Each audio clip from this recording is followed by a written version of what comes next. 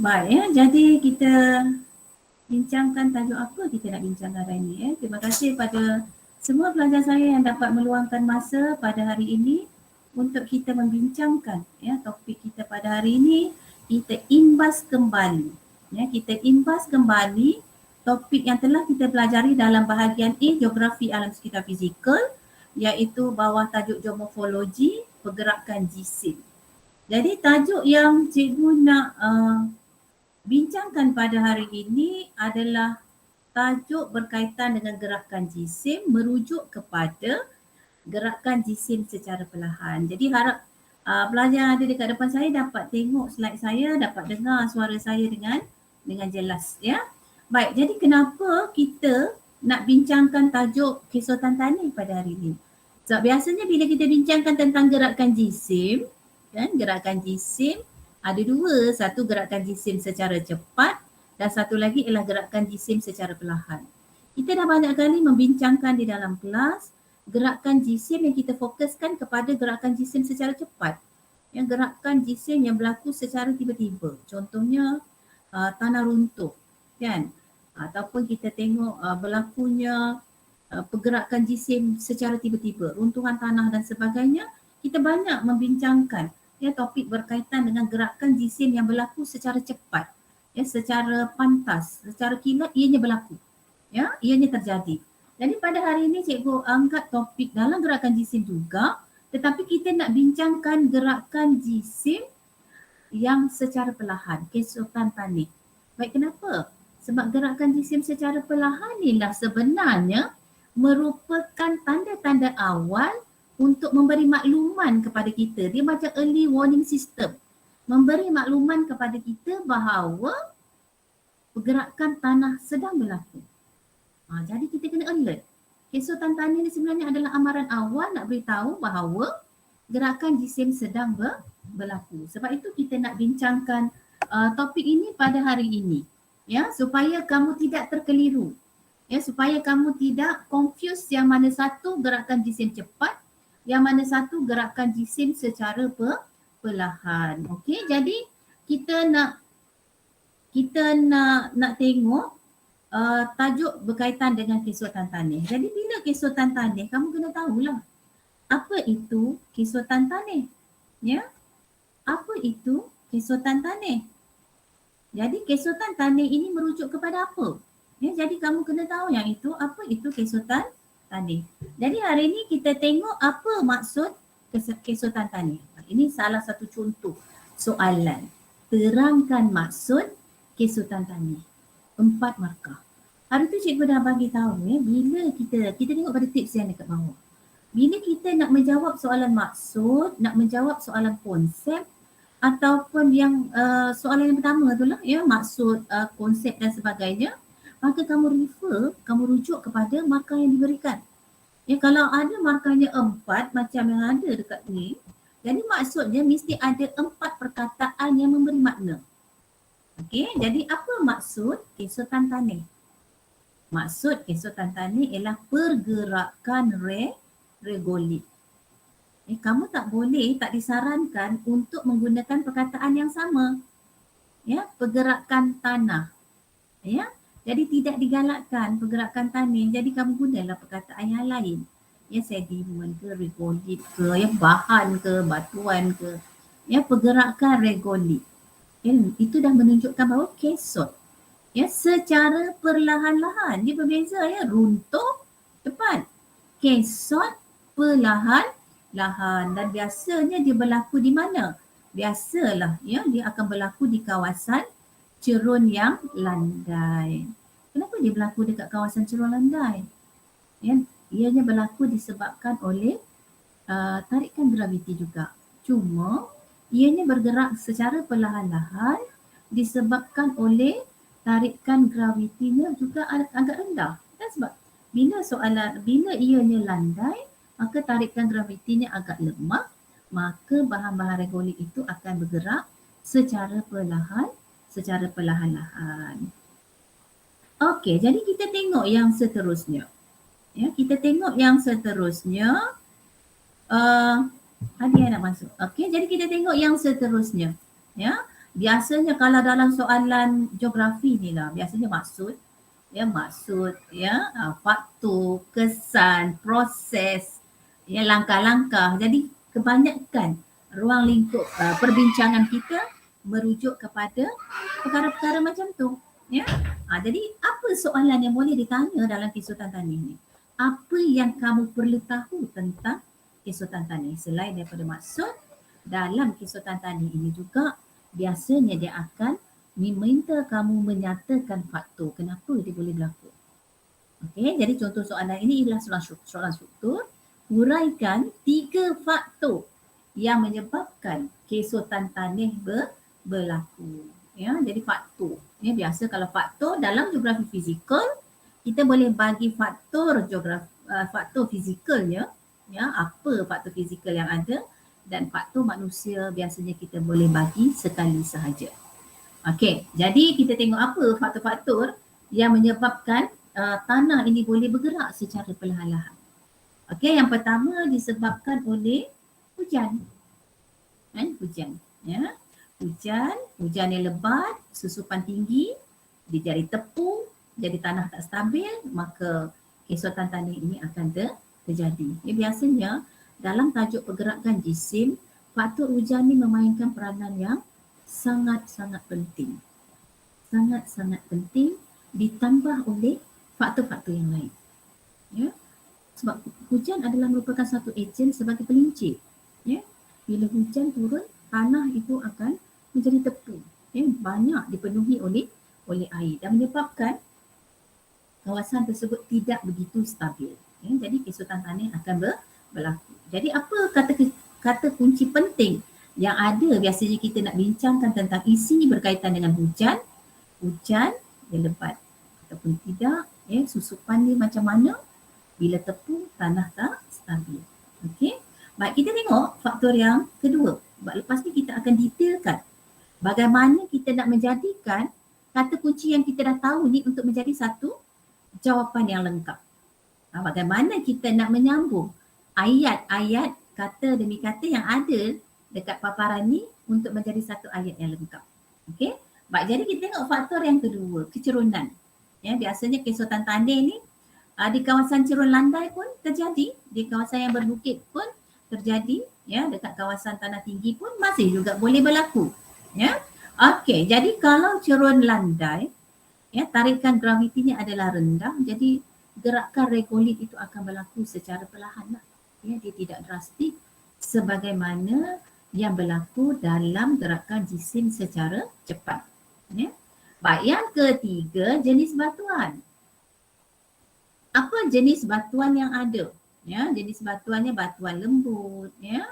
Batuan yang lembut, batu kapur, air hujan, ya. Jadi bila batu kapur bertindak balas dengan air hujan, kan dia akan menyebabkan berlakunya tindak balas kimia. Ya, jadi akan menyebabkan permukaan tanah itu akan longgar. Ya.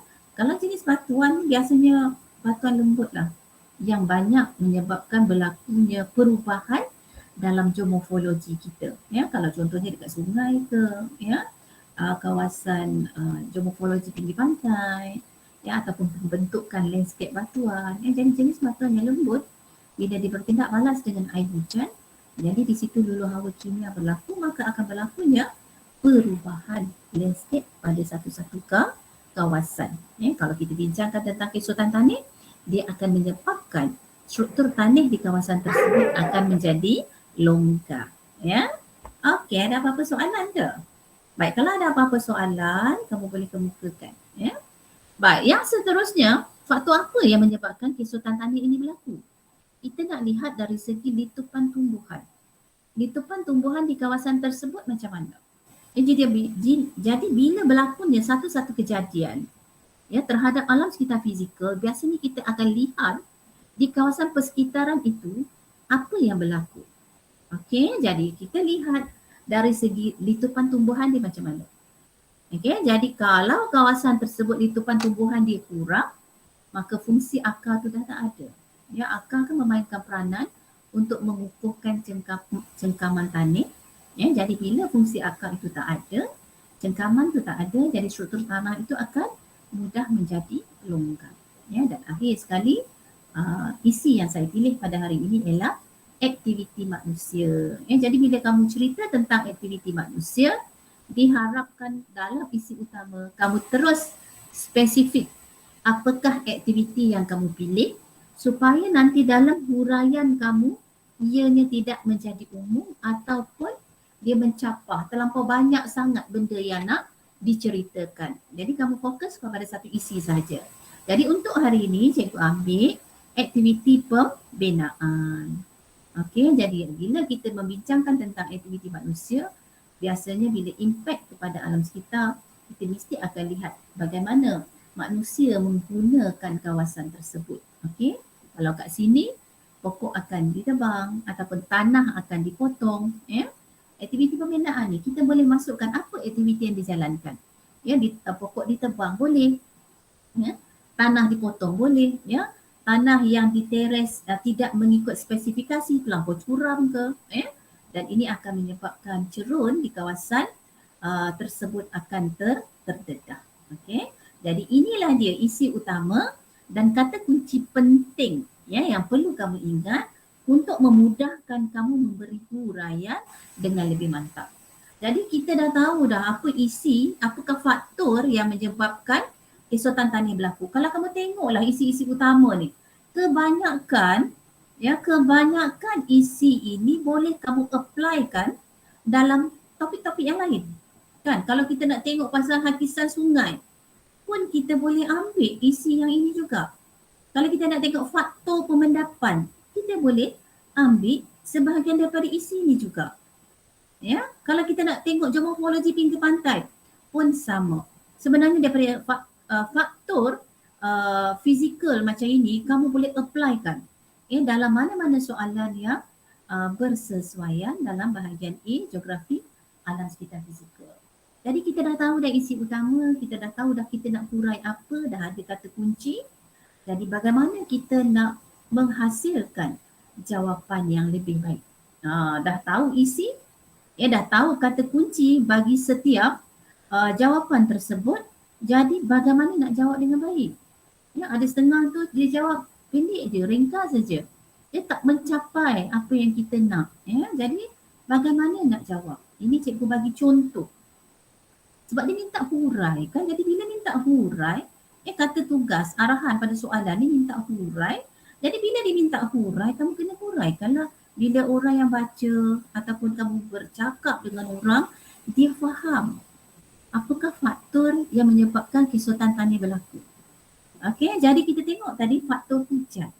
Jadi kalau dalam soalan struktur, kamu jangan menyalin soalan untuk menjimatkan ruang.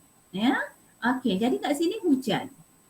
Jadi tadi kita dah bagi hujan tu macam mana, resapan, susupan, tanah tak stabil. Jadi kita gabungkan kata kunci penting dalam huraian isi menjadi satu ayat yang lengkap. Baik, ini adalah contoh ayat yang lengkap yang boleh kamu gunakan untuk menghuraikan faktor hujan yang menyebabkan kesuatan tanah berlaku. Okey, hujan. Penerimaan hujan yang lebat menyebabkan kadar resapan air hujan adalah tinggi. Oleh itu, tanah akan menjadi tepu dengan air menyebabkan tanah tidak stabil. Dan bila kamu cerita macam ni, kelemahan biasanya pelajar, dia tidak menghabiskan ayat tersebut untuk dikaitkan dengan kenapa kesuatan tanah berlaku. Biasanya pelajar habis hujan, penerimaan hujan yang lebat, kadar resapan tinggi, maka tanah tak stabil. Dia habis macam tu saja. Jadi kamu kena selesaikan. Lama kelamaan, kesuatan tanah akan berlaku di kawasan tersebut. Jadi barulah orang faham bila kita bercakap, bila kita menerangkan pada orang macam mana faktor hujan boleh menyebabkan kesuatan tanah. Jadi mesti kamu kaitkan balik semula dengan soalan supaya kita nampak jawapan kita itu lebih sistematik. Hujan lebat, resapan tinggi, tepu, tanah tak stabil, akhirnya kesuatan tanah berlaku. Okey, itu cara kita nak jawab dengan baik. Baik, yang kedua kita nak tengok kecerunan. Okey, faktor kecerunan.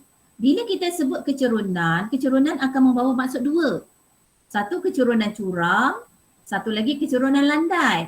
Jadi dalam huraian kamu kena spesifikkan kecerunan apa yang kamu nak terangkan. Okey, jadi nampak kat sini kan yang merah landai. Bila landai tarikan gravitinya rendah. Okey, jadi kesutan tanah berlaku di kawasan cerun yang landai. Oleh itu, tarikan gravitinya rendah menyebabkan gerakan regolit berlaku secara perlahan-lahan. Dan hal ini boleh dilihat apabila kita tengok pagar mulai condong. Boleh juga nak tambah macam tu. Ya, macam mana kita nak tahu pergerakan jisim sedang berlaku pada ketika itu. Kesutan tanah sedang berlaku pada ketika itu. Jadi kalau dekat kawasan-kawasan yang cerun, ya, kawasan landai ke, kawasan yang agak berbukit ke dan sebagainya, gerakan jisim ini sebenarnya sudah pun kita boleh lihat tanda-tanda awal apabila kita tengok pagar dah mula condong. Kan? Okey, itu dari segi kecerunan. Kalau kamu nak cerita kecerunan yang curam, pun boleh juga, ya, tarikan gravitinya tinggi, ya, dan kita boleh nampak pergerakan regolit itu secara perlahan-lahan bila kita nampak pagar dah condong ke, tiang elektrik dah mula condong ke. Jadi kita kena alert, kita kena berhati-hati bahawa itu sudah berlakunya gerakan jisim. Jadi tindakan-tindakan, langkah-langkah awal perlu diambil dan kita tak boleh biarkan ianya macam tu saja. Sebab kalau dah ada amaran, terutamanya di kawasan cerun yang curam, kita kena peka. Kita kena peka. Sebab kalau kita tidak peka, tidak ada langkah segera, gerakan jisim secara cepat akan berlaku dan boleh membahayakan banyak nyawa. Ya. Contoh dekat Cameron Highland kan banyak tanda-tanda kesutan tanah berlaku. Ya, tetapi kalau kita biarkan ianya macam tu sahaja, maka kesutan tanah ini boleh bertukar kepada runtuhan tanah. Ya. Okey, kita tengok isi yang seterusnya. Jenis batuan. Okey, ya, jenis batuan macam mana kita nak hurai? Batuan yang lembut seperti batu kapur mudah terluluh hawa apabila bertindak balas dengan air hujan. Menyebabkan struktur tanah menjadi longgar apabila berlaku luluh hawa secara berterusan. Kita tengok kat sini. Ya, luluh hawa ni dia ambil masa yang lama. Bukannya hari ni bertindak balas, esok jadi. Ya, kadang-kadang ambil masa yang singkat. Tetapi biasanya luluh hawa dia akan mengambil masa yang panjang. Ya, jadi luluh hawa secara berterusan dan akhirnya kesutan tanah berlaku. Itu jenis batuan. Ya, boleh berlaku. Ya, dia perlahan-lahan dia tidak balas, ya. Luluh hawa kimia, kalau takkanlah daripada tebing tinggi boleh jadi gua, gerbang laut, batu tunggul. Itu kesan daripada hakikat dan juga kejadian tidak balas luluh hawa yang secara berterusan. Baik, yang seterusnya, kita nak lihat kekurangan letupan tumbuhan. Kesutan tanah ini boleh berlaku disebabkan oleh kekurangan letupan tumbuhan. Macam mana kita nak hurai? Kita boleh kaitkan mana-mana. Ini contoh kekurangan letupan tumbuhan disebabkan oleh aktiviti manusia seperti pembalakan, seperti pembinaan, menyebabkan permukaan tanah terdedah. Oleh itu, ya, fungsi akar untuk mencengkam tanah telah berkurangan, kesutan tanah akan berlaku sedikit demi sedikit. Baik, isi yang seterusnya, yang terakhir kita nak lihat ialah aktiviti pembinaan. Nampak kat sini tips? Aktiviti manusia hanya boleh sekali sahaja. Sebab itu cikgu buat dalam jawapan ini, terus kita buat aktiviti pembinaan. Nak pilih aktiviti lain pun tak ada masalah. Ya, tetapi kita nampak aktiviti pembinaan, aktiviti pembalakan, aktiviti pertanian. Aktiviti ini nampak jelas, ya. Sebab apa?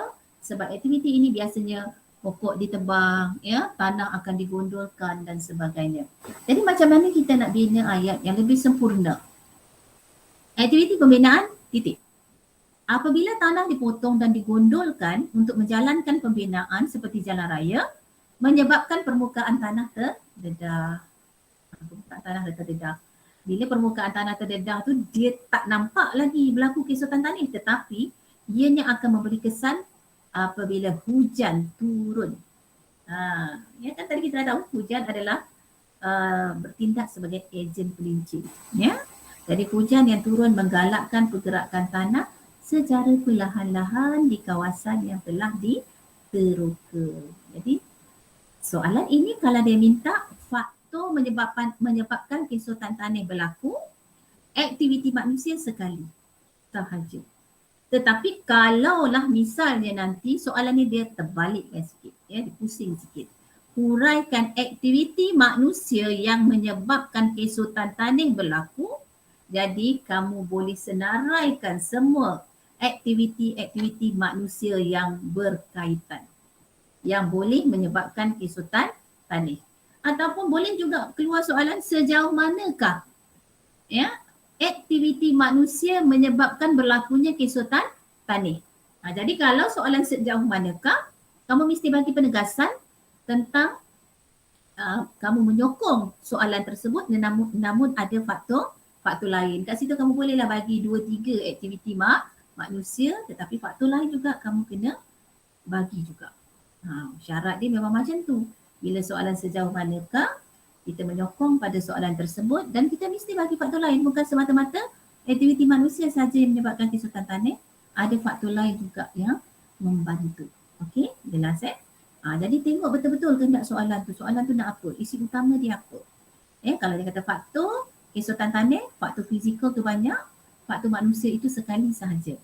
Tetapi kalau tukar soalan tu kepada huraikan aktiviti manusia yang menyebabkan kesutan tanah, kamu hanya menghuraikan berkaitan dengan aktiviti manusia sahaja. Okey? Baik. Yang seterusnya, bila dah berlaku kesutan tanah, kita nak lihat kesannya kepada persekitaran manusia. Tengok soalan macam ni. Ya? Bila ada soalan, kamu tengok soalan tersebut. Ya? Jadi tips untuk kamu kenali bentuk soalan ialah yang pertama, kamu lihat apakah kata tugas yang ada dekat depan. Jadi kata tugas kat sini ialah bincangkan.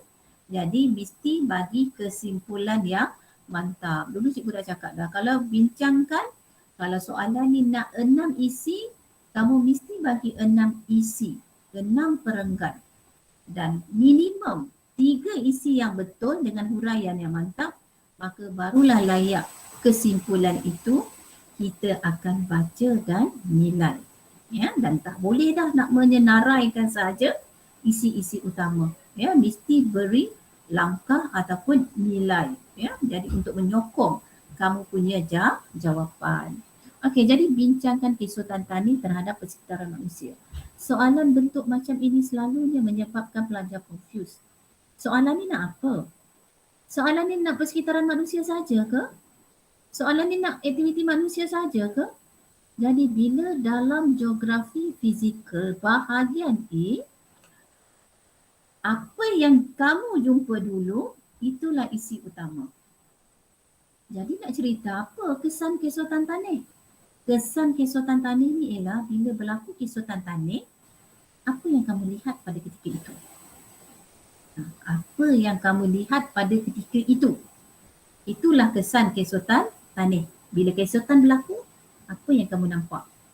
Daripada apa yang kamu nampak itulah baru kamu kaitkan dengan huraian isi persekitaran manusia. Apa impak dia kepada manusia? Okay? Jadi soalan macam ni dia agak bahaya sedikit sebab kalau kamu tak bagi kesan kesutan tanah tersebut, kamu akan kehilangan keseluruhan markah. Ada setengah pelajar confused, nak letak depan ke nak letak belakang cikgu, nak letak tengah? Sebaik-baiknya di depan supaya kamu tidak tercicir isi utama. Tetapi kalau dah kamu susah nak faham, dia agak susah nak membetulkan kebiasaan kamu menjawab soalan, boleh berada di mana-mana asalkan bahagian yang warna merah ini semuanya ada dibincangkan dalam setiap perenggan yang kamu beri. Kesan kesutan tanah ada, persekitaran manusia pun ada. Kesan. Yang paling penting, isi utama tidak boleh berulang. Nak selamat, isi utama tak payah berulang. Isi kedua, huraian isi pun tak payah berulang. Lagi selamat. Okey? Baik. Kita tengok apa antara soalan-soalan ataupun contoh-contoh jawapan yang boleh kita kita kembangkanlah daripada soalan yang kita pilih pada hari ini. Okey, kesan keesokan tanah. Baik, antara kesan keesokan tanah dalam isi utama ialah kita akan lihat bila berlakunya keesokan tanah, tembok ke pagar ke dia dah mula condong. Itu tanda awal. Yang kedua, kita tengok tanaman rosak. Ya, tanaman rosak. Maksudnya dia rosak mungkin dia terangkat ke, ya, dia tercabut ke, ya, dia tumbang ke. Itu adalah kesan keesokan tanah. Kita nampak condong dah tumbang, ya, terangkat, ya, terutamanya kalau struktur tanah yang jenis tanaman sayur-sayuran, struktur dia punya akar dia bukanlah kuat sangat akar serabut kan. Jadi kalau kita nampak sudah berlakunya kerosakan di situ, itu adalah tanda-tanda kesan kepada keesokan tanah, ya.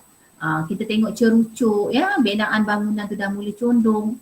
Kita tengok tiang elektrik dah mula condong. Jalan raya pun kita nampak dah mula adanya hakisan permukaan. Ya, sudah adanya retakan-retakan. Ya, macam bangunan pun sama, sudah adanya nampak kesan-kesan rekahan dekat bangunan. Bila ada kesan-kesan rekahan macam tu, sebenarnya itu dah menunjukkan bahawa keesokan tanah dah berlaku dekat kawasan tersebut, tapi dia ambil masa perlahan. Ya, kat sini cikgu tak masukkan pun, ya, rekahan pada bangunan. Boleh masuk, ya, sebagai isi. Yang ini yang terfikir hari ini nak bincangkan dengan kamu, ya. Jadi kesan rekahan pada bangunan itu pun ialah kesan keesokan tanah. Jalan raya rosak dan seterusnya adanya bahan-bahan mendak. Kan bila keesokan tanah, bahan-bahan regolith tu kan dia akan bergerak. Ya, jadi bila bergerak dia akan masuk ke kawasan yang lebih rendah, ya, dan dia boleh mengganggu, ya, sistem peparitan. Jadi bila kita dah dapat senaraikan, kita dah berfikir, dah menilai kesan pada keesokan tanah, apa jadi kepada manusia? Kalau tembok condong, lama-kelamaan harta benda rosak, kan? Kalau tanaman rosak, aktiviti pertanian kita akan terjejas. Cerucuk dah mula condong, ya, aktiviti pembinaan terganggu dan secara tak langsung boleh meningkatkan kos juga. Tiang elektrik condong, lepas tu wire dia putus. Sistem perhubungan pun terputus. Tak ada elektrik, kamu mesti mengelupo lah kan. Terutamanya kalau pakai wifi kat rumah. Habis terjejas sistem perhubungan. Handphone pun tak dapat nak charge, memang kacau lah kan. Ya. Elektrik condong, tak ada elektrik, habis. Bukannya sebab tak adanya lampu elektrik menyala. Yang kamu susahkan ni, handphone tak boleh hidup, wifi kat rumah tak boleh disambung. Jadi dia akan mengganggu, ya, persekitaran manusia. Banyak benda yang boleh terjejas. Assignment tak boleh hantar, kerja kursus tak boleh nak siap, kan. Nak Google sekarang ni, nak cari maklumat, Google saja, ya. Habis jam lah, kan. Handphone tak boleh buka, ya, jadi tak boleh nak Google cari maklumat, ya, sumber rujukan utama kamu, kan. Baik, ya, seterusnya bila jalan raya rosak, sistem pengangkutan terjejas dan dia boleh sebenarnya mengancam keselamatan nyawa. Terutamanya mereka yang naik motor lah. Ya, naik motor tak perasan, tanah tu dah, jalan raya tu dah agak rosak, dah tak balance, jatuh. Accident boleh membawa kemalangan maut. Itu pun persekitaran manusia. Manakala bahan mendak, sistem peparitan kita akan tersumbat. Tak boleh nak cerita pasal banjir. Bila kamu cerita pasal banjir kalau kamu nak kaitkan dengan banjir itu ialah kesan alam sekitar fizikal, bukan persekitaran manusia. Ya, jadi bila bahan mendak, sistem peparitan akan terganggu, ya, longkang akan tersumbat, menimbulkan rasa tak selesa. Kan? Kalau longkang kat rumah kita dah tersumbat, ya, sistem-sistem kumbahan domestik kan kat situ mengalir, jadi kita rasa terganggu. Okey, jadi tips kesimpulan yang mantap telah pun cikgu nyatakan tadi, ya. Jadi macam mana nak jawab? Ya, cikgu bagi beberapa contoh je, yang lain nanti kamu boleh ulang-ulang balik semula, ya, contoh kita menghurai jawapan tersebut. Okey, ya, jadi bagaimana kita nak jawab? Bagaimana kita nak jawab? Isi dah ada, kata kunci dah ada, macam mana nak jawab? Ini contoh. Bincangkan kesan keesokan tanah terhadap persekitaran manusia, 13 markah. Baik, kalau yang mula-mula tadi tu ialah contoh, ya, kalau kita nak jawab soalan struktur. Dan kalau soalan struktur kita teruslah jawab bentuk macam ini, ya. Kolom yang kedua ni, ya, kolom yang ketiga ni. Tetapi kalau dalam soalan AC minta tolonglah sangat-sangat, bagilah intro. Kan? Bagilah intro sebab kalau soalan struktur ada ruang soalan dekat situ yang cikgu-cikgu boleh baca. Tetapi kalau soalan AC tak ada intro, apalah pelajar ni tulis soalan apa yang dia jawab. Okey, jadi bagilah intro walaupun intro ni tidak ada markah pun, tetapi ianya memudahkan cikgu-cikgu kamu baca, memudahkan latihan jawapan kamu disemak.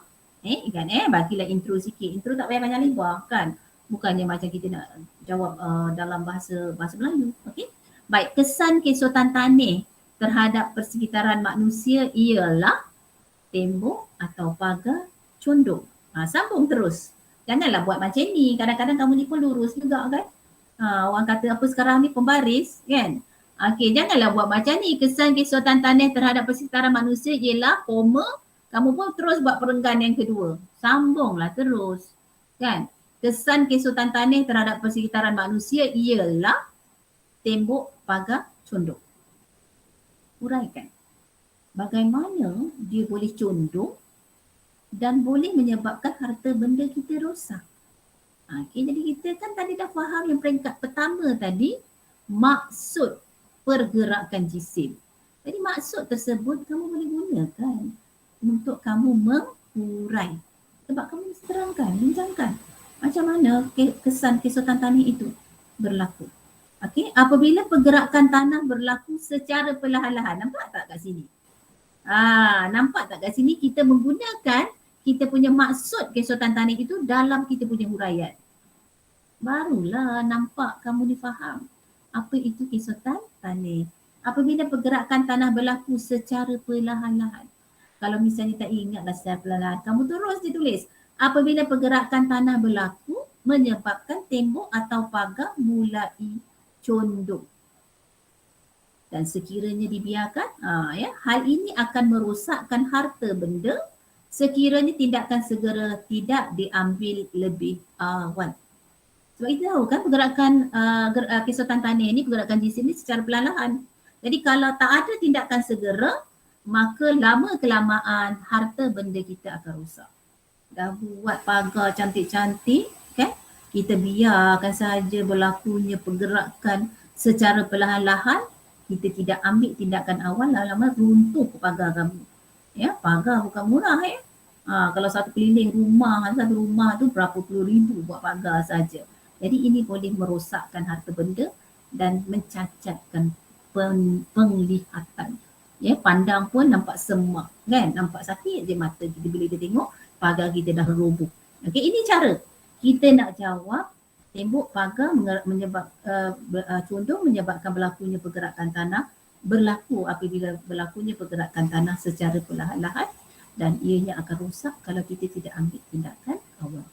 Jadi sebenarnya alam ni sebenarnya dia sentiasa memberi amaran awal kepada kita, tapi kadang-kadang kita tak perasan. Kita tak peka, kita tak ambil peduli. Okey, contoh yang kedua. Cikgu bagi dua contoh je. Tanaman rosak. Tanaman rosak, macam mana rosak? Nampak tak yang awal ni? Ayat sama. Apabila pergerakan tanah berlaku secara perlahan-lahan menyebabkan tanah di kawasan pertanian akan rosak. Apa maksud rosak tu? Kita bolehlah sebut berlaku runtuhan ke, berlakunya pergerakan ke, ataupun nutrien dia boleh hilang. Ya, bila pergerakan jisim dia berlaku, dia boleh menghakis nutrien-nutrien yang ada di atas permukaan tanah tu.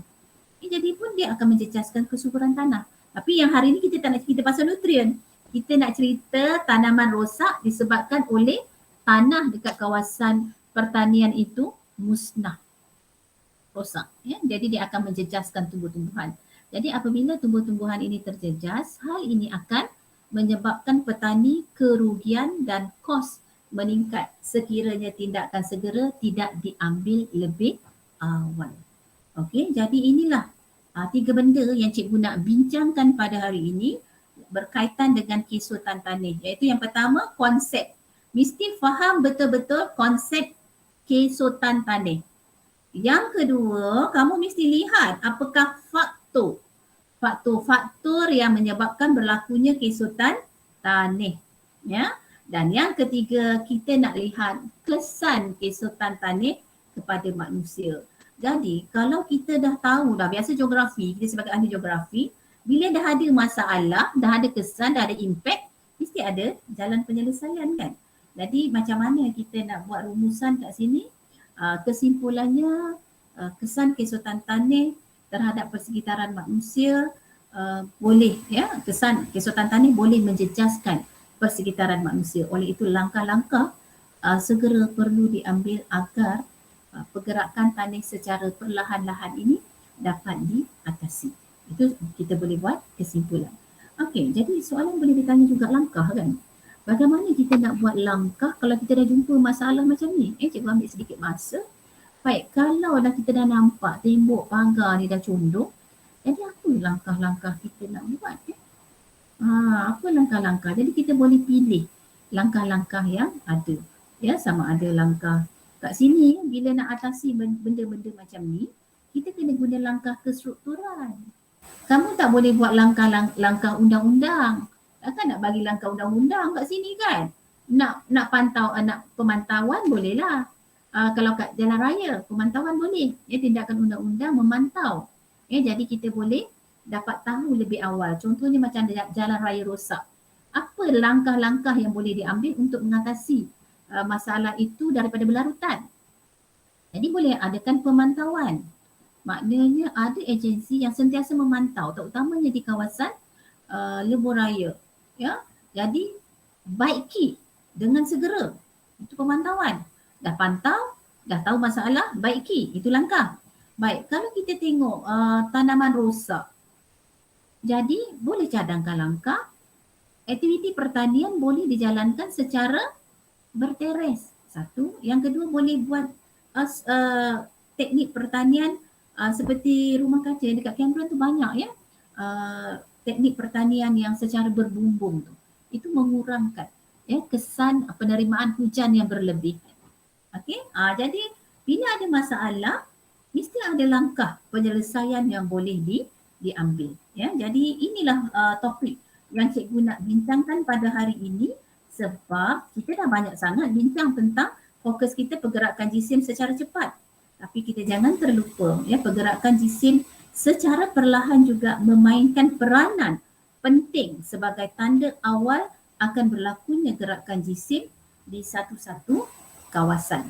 Okey, jadi inilah perbincangan yang dapat cikgu kongsikan bersama-sama kamu pada hari ini. Diharapkan kamu dapat manfaatkan perbincangan kita ini dan diharapkan pada minggu hadapan kamu dapat menjawab soalan peperiksaan dengan baik dengan pelbagai tips yang telah kita berikan. Okey. Jadi untuk hari ini terima kasih dan diharapkan